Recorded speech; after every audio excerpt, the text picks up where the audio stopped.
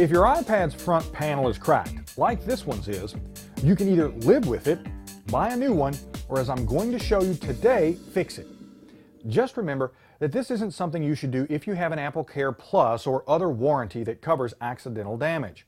Also, I encourage you to watch my video on what to know before trying to fix a smartphone or tablet.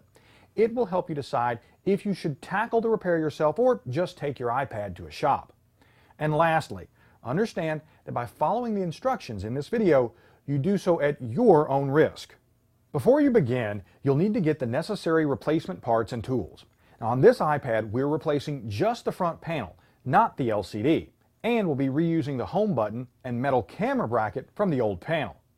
Now, you can buy replacement panels online between $50 and $150. Just be sure you buy the right one for your iPad.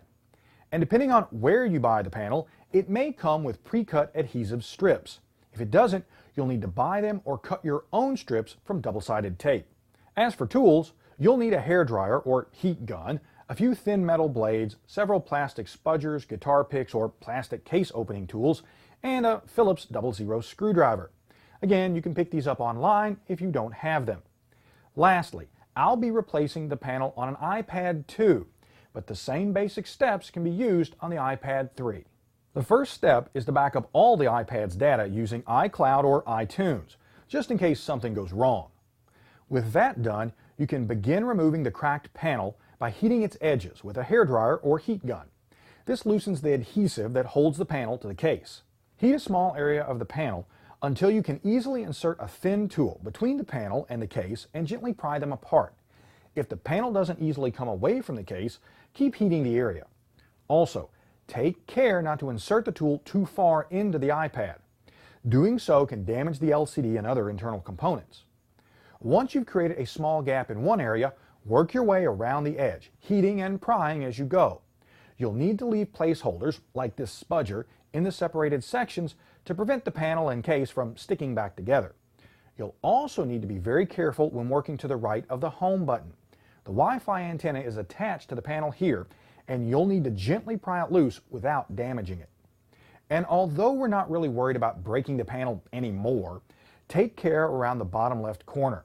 The panel's digitizer cable is located here, and you don't want to damage any other internal components by carelessly yanking it loose.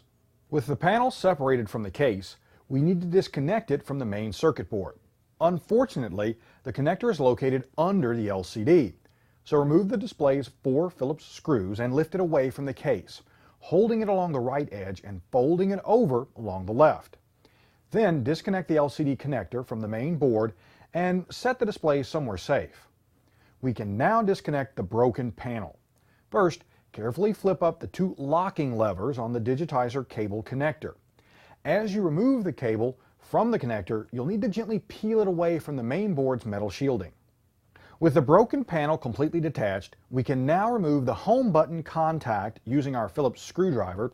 Then, using our hairdryer again, heat and remove the bracket and button. The camera plate comes off in a similar manner. You'll also want to remove any pieces of adhesive that are still stuck to the metal case. We're now ready to assemble and install the new front panel. First, attach the old home button and camera plate using your pre-cut adhesive strips. Next, reconnect the digitizer cable and flip down the locking levers. Reconnect the LCD and secure it to the frame with its screws. Now, fold the front cover over into place, being extremely careful not to damage its cable. Now, at this point, we're just testing the panel's fit and functionality, so we haven't applied any of the adhesive strips. Turn the iPad on and verify that everything works. If it does, turn the unit off, lift open the panel, and apply the adhesive strips. Now, before closing the panel for hopefully the last time, carefully inspect the LCD and inside of the panel for dust. If you see any, gently remove it using a microfiber cloth or puff of air.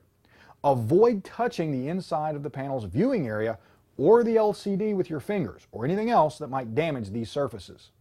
Once you're sure both surfaces are clean, fold the front panel back onto the metal case and press firmly but gently along the edges.